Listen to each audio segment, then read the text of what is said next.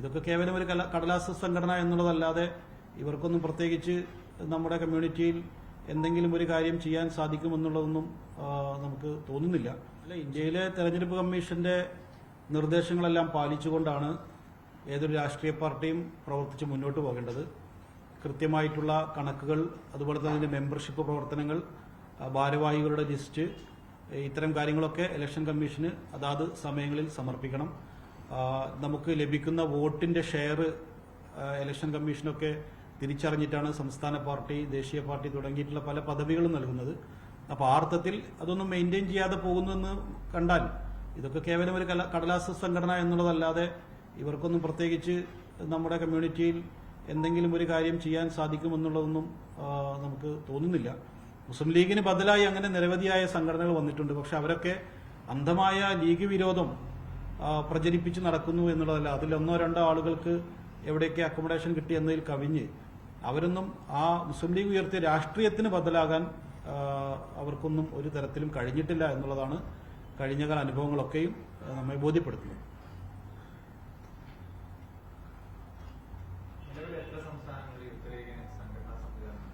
14 സംസ്ഥാനങ്ങളിൽ സംസ്ഥാന കമ്മിറ്റി മുതൽ ജില്ലാ കമ്മിറ്റി വരെയുള്ള സംവിധാനങ്ങളുണ്ട്. നാളെ മുസ്ലിം യൂത്ത് ലീഗിന്റെ കർണാടക സംസ്ഥാന കൌൺസിൽ ബാംഗ്ലൂരിൽ ചേരുകയാണ്.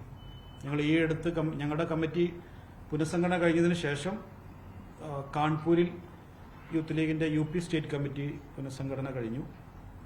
ഹരിയാന സ്റ്റേറ്റ് കമ്മിറ്റി പുനഃസംഘടന കഴിഞ്ഞു. ഞങ്ങളൊരു എല്ലാ സ്റ്റേറ്റിലും സ്റ്റേറ്റ് കമ്മിറ്റികൾ വിളിച്ച് ആവശ്യമായ റീഅറേഞ്ച്മെന്റ് നടത്തിക്കൊണ്ടിരിക്കുന്ന ഒരു സമയം കൂടിയാണ്.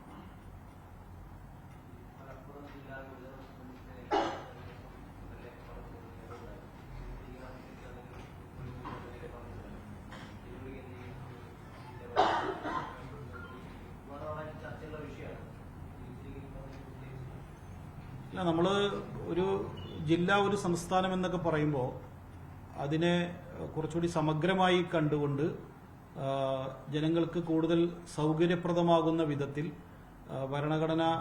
ഭരണത്തിന്റെ നടത്തിപ്പ് അല്ലെങ്കിൽ ഭരണം ഇംപ്ലിമെന്റ് ചെയ്യുന്നതിനൊക്കെ കൂടുതൽ സൗകര്യമുണ്ടാകുന്ന വിധത്തിലേക്കുള്ള അറേഞ്ച്മെന്റ് വേണമെന്ന് തന്നെയാണ് എല്ലാവരുടെയും ആവശ്യം. ഇപ്പോൾ കേരളത്തെ എടുത്ത് പരിശോധിക്കുമ്പോൾ വളരെ കുറഞ്ഞ പോപ്പുലേഷനുള്ള ജില്ലകൾക്കും ജില്ല എന്നുള്ള പദവിയുണ്ട്. മലപ്പുറം പോലുള്ള ജില്ലകൾക്കും ആ പദവിയുണ്ട്. അപ്പോൾ അത് യഥാർത്ഥമായൊരു വിഭവങ്ങളുടെ വിതരണത്തിൽ അതിലൊക്കെ വലിയ രീതിയിലുള്ള അശാസ്ത്രീയത ഉണ്ട് എന്നുള്ളതാണ് മനസ്സിലാക്കുന്നത്.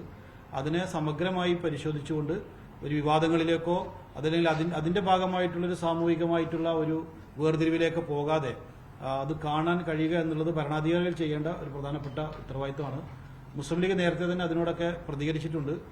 ആ അർത്ഥത്തിൽ അതിനോടൊക്കെ സഹകരിച്ച് ആവശ്യമായ ഭേദഗതികളൊക്കെ നടത്തി മുന്നോട്ട് പോകാൻ എല്ലാവരും തയ്യാറായിരിക്കും.